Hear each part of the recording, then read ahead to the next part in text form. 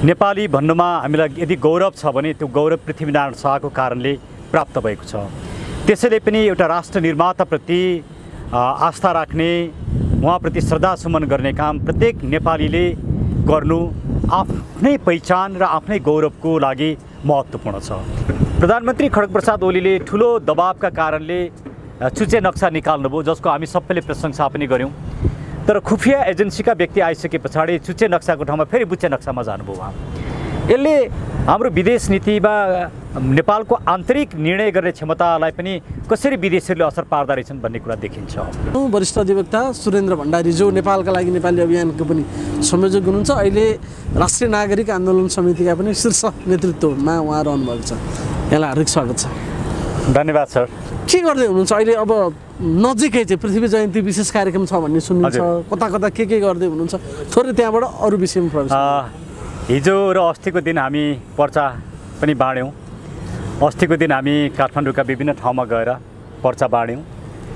धेरै लामो समय त बाँड्न सकेन, हामी 2-3 घन्टा हिँड्यौँ।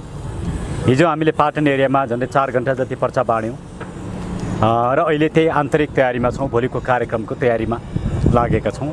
के हुँदैछ काठमाडौँ पोखरामा पनि? अब हेलिकप्टरबाटै पुष्पवृष्टि गर्ने सम्मका कुराहरू आएका छन्। देशका अन्य ठाउँहरूमा पनि बृहत सभा हुँदैछ भन्ने कुरा छ। के हुँदैछ? कहाँ के हुँदैछ? काठमाडौँमा पुस 27 गते 11 बजे रत्न पार्कमा भेला भएर बाग बजार, पुत्तली सडक, प्रदर्शनी मार्ग हुँदै सिंहदरबार पृथ्वीनारायण शाहको शालिगमा आएर 108 फिट लामो माल्यार्पण गर्ने र हेलिकप्टरबाट पुष्पवृष्टि गर्ने हामी तयारीमा छौँ। काठमाडौँमा पनि तर काठमाडौँमा एउटा अहिले हाम्रा साथीहरू सरकारी निकायसँग कोअर्डिनेसन गरिरहनु भएको छ कि त्यो चाहिँ एउटा निषेधित क्षेत्र भएकोले हेलिकप्टरबाट गर्न दिने कि नदिने भनेर सरकार निर्णयमा पुगिसकेको अवस्था छैन। तर हामीले कुनै अन्य उद्देश्यले त्यहाँ हेलिकप्टर ल्याउन खोजेको होइनौँ। खालि पुष्पवृष्टि गर्नको लागि 5-7 मिनटको हो र त्यो समयलाई दिनुपर्दछ भन्ने हाम्रो माग छ र अहिले पनि साथीहरू सरकारी निकायमै हुनुहुन्छ। अहिले काठमाडौँको कार्यक्रममा चाहिँ कसले सम्बोधन गर्नुहुन्छ? तपाईँ बस्नुहुन्छ, मनिषा कोइरालाका कुराहरू पनि आइरहेछन्, रुक्माङ्गद कटुवालहरू अस्ति सरिक हुनुभएको थियो तपाईँको प्रेसमा। के हुँदैछ भोलि चाहिँ? भोलि रुक्माङ्गद कटुवाल चिफ साहब वीरगन्जको कार्यक्रममा जानुहुन्छ, उहाँले वीरगन्जमा सम्बोधन गर्ने कार्यक्रम छ। बालकृष्ण नेउपानेजी पोखरामा जानुहुन्छ, उहाँले पोखरामा सम्बोधन गर्ने कार्यक्रम छ। केही साथीहरू चितवनमा हुनुहुन्छ, केही साथीहरू बुटोलमा जानुहुन्छ, केही साथीहरू नवलपरासीमा जानुहुन्छ, केही साथीहरू विराटनगर जानुहुन्छ। हुन त अन्य ठाउँमा पनि भइरहेछ, विभिन्न ठाउँमा, मुलुकका विभिन्न ठाउँमा, मधेसमा जनकपुर, सर्लाही, सप्तरी, झापा, कञ्चनपुर लगायत विभिन्न ठाउँमा कार्यक्रम भइरहेछ। त्यसैले भोलि चाहिँ पृथ्वी जयन्तीको उपलक्ष्यमा मुलुकभरि नै कार्यक्रमको तयारी छ र मूलतः पोखरा, काठमाडौँ, चितवन, भैरवा, नवलपरासी, विराटनगर, वीरगन्ज चाहिँ जनकपुरी मुख्य रूपमा हामीले टार्गेट गरेका कार्यक्रमहरू। काठमाडौँको कार्यक्रममा चाहिँ कहाँ हुने हो? जस्तो त्यहाँ चाहिँ माल्यार्पण गर्ने भन्नुभयो, सभा पनि त्यहीँ हुन्छ कि मान्छेले सम्बोधन गर्ने कार्यक्रम चाहिँ कहाँ छ? काठमाडौँमा चाहिँ भोलि 2 ठाउँमा सम्बोधन हुन्छ। सुरुमा केही वक्ताहरूले रत्न पार्कमा बोल्नुहुन्छ र रत्न पार्कमा झन्डै हाम्रो आधी घन्टा जति सम्बोधनको कार्यक्रम छ। 5 देखि 6 जना वक्ताहरूले रत्न पार्कमा बोल्नुहुन्छ, 5-5 मिनट बोल्नुहुन्छ, ऐक्यबद्धता जाहेर गर्ने मात्रै हो। जस्तो अस्तिको प्रेस मिटमा रुक्माङ्गद चिफ साहब आउनुभएको थियो भने यसपल्ट पनि हामीले केही चिफ साहबहरूलाई अनुरोध गरेका छौँ र उहाँहरू आउने प्रबल सम्भावना छ। अहिले मैले नाम नभनौँ, केही पूर्व चिफ साहबहरू आउनुहुन्छ। मनिषाजी भोलिको मुख्य वक्ता नै हो। त्यस्तै सीपी मैनालीजी भोलिको अर्को मुख्य वक्ता हुनुहुन्छ। राधाकृष्ण मैनाली दाई पनि अर्को मुख्य वक्ता हो। त्यसरी नै विपिन कोइराला दाई अर्को मुख्य वक्ता हो। ऋषि बाबु परियार अर्को मुख्य वक्ता।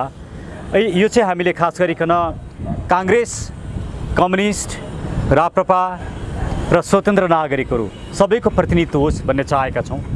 तर कुनै पनि दलको झन्डामा नभएर केवल राष्ट्रिय झन्डामा मात्रै। त्यसैले भोलिको कार्यक्रम जो आए पनि काङ्ग्रेस, कम्युनिस्ट भनेर आउनु भएन, नेपालको झन्डा बोकेर आउनु पर्यो, नेपाली नागरिक भएर आउनु पर्यो। भोलि त्यहाँ नेकपा मालेको महासचिव बनेर सीपी मैनाली आउँदैछन् हो, एउटा नागरिक बनेर आउँदैछन् उनी पनि। मनिषा कोइरालाले पनि सम्बोधन गर्नुहुन्छ, मनिषा कोइरालाजीले सम्बोधन गर्नुहुन्छ, मनिषा कोइरालाजीको सम्बोधन छ, प्रेम कैदीजीको सम्बोधन छ, यस्ता केही व्यक्तिहरूले सम्बोधन गर्नुहुन्छ। सायद भोलि मेरो पालो आउँदैन सम्बोधन गर्नेमा, त्यो लिस्टमा म पर्छु जस्तो लाग्दैन। सबले भोलि सम्बोधन गर्नुहुन्न त्यसमा मैले चान्स पाएँ भने म 2-3 मिनेट अब त्यो जे होला भोलिको कार्यक्रम, खालि यो तयारी उपर मात्र कुराकानी गरियो। र यो सन्दर्भमा आजको आँखाले हेर्दाखेरि पृथ्वीनारायण शाहको उहाँको दिव्य प्रदेशको र उहाँलाई सम्झना गर्नुपर्ने कारण अझै बढी हुँदै गएको छ कि वर्तमान सन्दर्भलाई जोडेर हेर्दाखेरि पृथ्वीनारायण शाहको खाँचो कहाँनिर छ, त्यो पनको खाँचो कहाँनिर छ? कस्तो राम्रो प्रश्न राखिदिनु भयो शिव सर। 3-4 वटा यस्ता तथ्यहरू छन् जसले गर्दाखेरि हामीले पृथ्वीनारायण शाहलाई बिर्सिनै मिल्दैन। पहिलो तथ्य चाहिँ पृथ्वीनारायण शाहले नै नेपाल एकीकरण गरिदिएको कारणले आज हामीले नेपाली भन्न पाएका छौँ। नेपाली भन्नुमा हामीलाई यदि गौरव छ भने त्यो गौरव पृथ्वीनारायण शाहको कारणले प्राप्त भएको छ। त्यसैले पनि एउटा राष्ट्र निर्माताप्रति आस्था राख्ने, उहाँप्रति श्रद्धासुमन गर्ने काम प्रत्येक नेपालीले गर्नु आफ्नै पहिचान र आफ्नै गौरवको लागि महत्त्वपूर्ण छ। त्यसैले पृथ्वीनारायण शाहलाई भन्दा पनि म नेपाली हुँ, मेरो नेपाली हुनुमा गौरव छ र मेरो पहिचान छ भन्ने भावना भएको प्रत्येक नेपाली नागरिकले पृथ्वीनारायण शाहलाई सम्मान गर्नुपर्दछ भन्ने पहिलो तथ्य। दोस्रो, पृथ्वीनारायण शाहले नेपाल मात्रै एकीकरण गरेनन्, उनले एउटा यस्तो दर्शन दिए जुन दर्शन चाहिँ राज्य व्यवस्था सञ्चालन गर्नका लागि नै महत्त्वपूर्ण छ। हामीले मार्क्सवाद खोजिरहनु पर्दैन, हामीले अर्को कुनै वाद खोजिरहनु पर्दैन, हामीले नेपालवाद खोजे पुग्छ या पृथ्वी पथ खोजे पुग्छ। किनकि उहाँले जुन शासन व्यवस्थाको बारेमा, परराष्ट्र सम्बन्ध र नीतिको बारेमा, आर्थिक नीतिको बारेमा जुन कुराहरू अगाडि सार्नुभयो त्यो अहिले पनि हाम्रो लागि त्यति नै सान्दर्भिक छ। उदाहरणका लागि घुस लिने र घुस दिने राष्ट्रका शत्रु हुन् भनेर उहाँले भन्नुभयो। किन यो महत्त्वपूर्ण रहेछ भने सिङ्गो राज्य व्यवस्था बिग्रिने चाहिँ घुसकै कारणले रहेछ, भ्रष्टाचारकै कारणले रहेछ।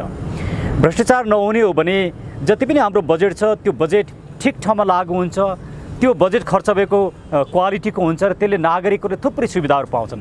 हाम्रो शिक्षा राम्रो हुन्छ, स्वास्थ्य राम्रो हुन्छ, हाम्रा इन्फ्रास्ट्रक्चर राम्रो हुन्छन्, जीवनशैलीमा परिवर्तन आउँछ, नागरिकले कम कर तिर्नुपर्ने हुन्छ, राज्यलाई कम बोझ हुन्छ। त्यसले सिङ्गो व्यक्तिको जीवनसँग हामीले प्रत्यक्ष रूपमा असर पार्दो रहेछ भ्रष्टाचारले। त्यसैले पृथ्वीनारायण शाहले त्यही बेला नै घुस लिने र दिने मुलुकका अपराधी हुन् भनेर जुन भन्नुभयो त्यो ज्यादै महत्त्वपूर्ण रहेछ। र आज मुलुकमा बढेको भ्रष्टाचारको सन्दर्भमा पृथ्वीनारायण शाहको यो उपदेश झनै सार्थक बनेको छ। दोस्रो, तेस्रो, उहाँले विदेश नीतिको बारेमा नेपाललाई 2टा ढुङ्गा बिचको तरुल भन्नुभयो एकातिर भने, अर्कोतिर हामीले हाम्रा छिमेकीहरूसँगको सम्बन्ध मित्रवत राख्नुपर्छ, तर कुनै एउटा छिमेकीलाई मात्रै पूर्ण रूपमा विश्वास गर्नु हुँदैन र फिरङ्गीहरूले नेपालको धर्म संस्कृति र परम्परा मास्न खोजिरहेका छन्, फिरङ्गीबाट सावधान हुनुपर्छ भन्ने यी 3टा पक्ष परराष्ट्र नीतिको बारेमा जुन यी 3टा कुरा राखिदिनु भयो त्यो आज झनै सान्दर्भिक देखियो। किन पनि सान्दर्भिक देखियो भने एउटा राजनीतिक दलको विवाद मिलाउन राजदूत मात्रै नभएर चिनिया कम्युनिस्ट पार्टीका नेता र सरकारमा बसेकै मान्छेहरू पनि आउँदा रहेछन्। यो भनेको राजनीतिक रूपमा एउटा नाङ्गो हस्तक्षेप हो। खुफिया एजेन्सीका व्यक्तिहरू, खास गरी भारतीय खुफिया एजेन्सीका प्रमुख आएर प्रधानमन्त्रीलाई राति 10 बजेदेखि 12 बजेसम्म भेट्ने हिम्मत गर्दा रहेछन्। यसले के देखायो भने हाम्रो परराष्ट्र सम्बन्ध कति तल पुगेको रहेछ भन्ने कुरो देखाउँछ एउटा। दोस्रो कुरा, प्रधानमन्त्री खड्गप्रसाद ओलीले ठुलो दबावका कारणले चुचे नक्सा निकाल्नुभयो जसको हामी सबैले प्रशंसा पनि गऱ्यौँ, तर खुफिया एजेन्सीका व्यक्ति आइसके पछाडि चुचे नक्साको ठाउँमा फेरि बुच्चे नक्सामा जानुभयो उहाँ। यसले हाम्रो विदेश नीतिमा नेपालको आन्तरिक निर्णय गर्ने क्षमतालाई पनि कसरी विदेशीहरूले असर पार्दा रहेछन् भन्ने कुरा देखिन्छ। तेस्रो त प्रधानमन्त्री आफैले भन्नुभयो कि मेरो सत्ता खोज्न विदेशीहरू नै लागेका छन् भनेर भन्नुभयो। वास्तवमा अहिले पार्टीभित्रको रडाको त हामीले देखि नै हाल्यौँ भने भारत र चीनलाई हामीले व्यवस्थित गर्न सकेनौँ। हामी कुनै एउटाप्रति धेरै नजिक भयौँ, कुनै अर्कोप्रति टाढा भयौँ र दुईटैको सम्बन्धलाई व्यवस्थित गर्न सकेनौँ भने त्यसले पनि हाम्रो विदेश नीतिमा अप्ठ्यारो पर्दो रहेछ भन्ने कुरा पनि प्रष्ट भयो। र फिरङ्गीहरूको जुन कुरा गर्नुभयो, आज नेपालको ठुलो चुनौती चाहिँ हामी नेपाली हौँ भन्ने कुरा नै गुम्ला कि भन्ने डर भयो, नेपालीपना नै गुम्ला कि भन्ने डर भयो। त्यसैले दोस्रो त पृथ्वीनारायण शाहले अगाडि सारेको विदेश नीति पनि महत्त्वपूर्ण रहेछ। तेस्रो अर्थतन्त्रकै बारेमा पनि कस्तो भूमिमा कृषि गर्ने, कस्तो भूमिमा जङ्गल राख्ने, कस्तो भूमिमा खनिज पदार्थहरू लिने, यी सबै कुराहरू पृथ्वीनारायण शाहले आफ्नो दिव्य उपदेशमा राख्नु भएको छ। यसले पनि के देखाउँछ भने हाम्रो अर्थतन्त्रमा खालि दरबार मात्रै मोटो भएर पुग्दैन, नागरिक मोटो भएपछि मात्रै दरबार मोटो हुन्छ है। अर्थात् नागरिकहरू आर्थिक रूपमा सम्पन्न भएपछि मात्रै राज्य पनि सम्पन्न हुन्छ। राज्य मात्रै सम्पन्न हुने र नागरिक चाहिँ गरिब हुने हो भने त्यो राज्य टिक्न सक्दैन भन्ने उहाँको जुन दूरदृष्टि थियो, त्यसले हाम्रो अर्थतन्त्रको एउटा ठुलो सिद्धान्त, एउटा ठुलो नीतिगत प्रश्नलाई चाहिँ नै स्पष्ट पारेको छ। हामीले नागरिकहरूलाई चाहिँ सम्बोधन गर्न नसकेर नागरिकको आर्थिक पक्ष र आर्थिक जीवनलाई सम्बोधन गर्न नसक्दाखेरि आज समाजमा जुन किसिमको विभेद, जुन किसिमको अन्याय देखिएको छ। एउटा सानो कुरा हेरौँ न, आजका ब्याङ्कहरूले 14%, 16%, 20% ब्याज दर लिएका छन्। त्यो ब्याज दरमा पैसा लिन कति गाह्रो छ, अनि कसरी त्यो तिर्ने, युवाहरूले कसरी लगानी गर्न सक्छन् र ब्याङ्कबाट ऋण लिने र लगानी गर्न सक्ने थोरै व्यक्तिहरूले मात्रै सक्छन्, जसको आफ्नै ब्याङ्क छ, आफ्नै फाइनेन्सियल इन्स्टिट्युसन छ। त्यसले हामीले सिङ्गो स्रोतलाई, राज्यको स्रोतलाई केही व्यक्तिहरूको हातमा पुर्याएर नागरिकहरूलाई चाहिँ हामीले असक्षम बनाउने काम गर्यौँ। यो सन्दर्भमा पनि पृथ्वीनारायण शाहको जुन पोलिसी छ, नीति छ, त्यो सान्दर्भिक देखिएको छ। र सुरक्षाको मामलामा पनि उहाँले जुन कुरा अगाडि सार्नुभयो कि नेपालको सुरक्षा कसरी गर्नुपर्दछ, केमा नेपालको सुरक्षा आधारित छ भन्ने कुरा, त्यो पनि त्यति नै महत्त्वपूर्ण छ। र पाँचौँ र मलाई सबैभन्दा महत्त्वपूर्ण लागेको चाहिँ पृथ्वीनारायण शाहले यो मुलुक चाहिँ एउटा जातको मात्रै मुलुक होइन, एउटा सम्प्रदायको मात्रै मुलुक होइन, यो खास अर्थमा हिन्दुस्तान हो। हिन्दुस्तान भनेको यो हिन्दकुश रिजनमा बस्ने सबै व्यक्तिहरूको हो यो। यसभित्र उहाँले हिन्दूलाई मात्रै भन्नुभएको होइन, यसभित्र यो क्षेत्रमा बस्ने, यो भौगोलिक क्षेत्रमा बस्ने सबै व्यक्तिहरूको यो साझा फुलबारी हो। अर्थात् यहाँ विभिन्न धर्म, वर्ण, जात, जाति, भाषा, भाषी, संस्कृतिका व्यक्तिहरू यहाँ अटाउँछन्। त्यसैले यसलाई उहाँले फुलबारी भन्नुभयो। आज समाजमा जुन किसिमको विभेद देखिएको छ, जुन किसिमको सामाजिक एउटा सोसल जस्टिसको समस्या देखिएको छ, त्यसलाई सम्बोधन गर्नुपर्दछ भन्ने कुरा त पृथ्वीनारायण शाहको दिव्य उपदेशमै पाइन्छ। यो आधारमा कम्तीमा पनि यी पाँचवटा आधारमा आज पृथ्वीनारायण शाह चाहिँ हाम्रो लागि ज्यादै महत्त्वपूर्ण, केवल राष्ट्र निर्माताको रूपमा मात्रै होइन कि समाजलाई कसरी सञ्चालन गर्ने, समाजको राजनीति कसरी सञ्चालन गर्ने, आर्थिक व्यवस्थापन कसरी गर्ने, सांस्कृतिक व्यवस्थापन कसरी गर्ने, यी सिङ्गो कुरामा पृथ्वीनारायण शाहको दिव्य उपदेशलाई हामीले एउटा दर्शन मान्यौँ भने, खालि एउटा राष्ट्रिय एकता गर्नुभयो, उहाँले एकीकरण गर्नुभयो भौगोलिक रूपमा अथवा सबै दृष्टिकोणले, त्यस कारणले गर्दाखेरि मात्र पृथ्वीनारायणलाई सम्झिनुपर्छ भन्ने होइन। उहाँको दिव्य उपदेशहरू अहिले पनि कार्यान्वयन गर्ने अथवा त्यसको भावलाई लिएर अगाडि बढ्न चाहिँ अहिले पनि त्यति नै जरुरी छ भन्नुभयो होइन। तपाईँले जति सुरक्षादेखि परराष्ट्र नीति, आर्थिक नीति, जतिमा कुराहरू गर्नुभयो, मैले 10 मिनटमा भनेको कुरो यहाँले 10 सेकेन्डमा राखिदिनु, यो एउटा सन्दर्भ हो। हजुर, अब अलिकति हामी अर्को विषयमा पनि प्रवेश गरौँ। खालि यो तपाईँको कार्यक्रमको तयारी के छ र किन आज पनि जरुरी छ पृथ्वीनारायणलाई सम्झन भनेर, र म यसैमा अर्कोमा जानुभन्दा अगाडि यहाँकै कार्यक्रममा म अवसर पनि लिइहालौँ।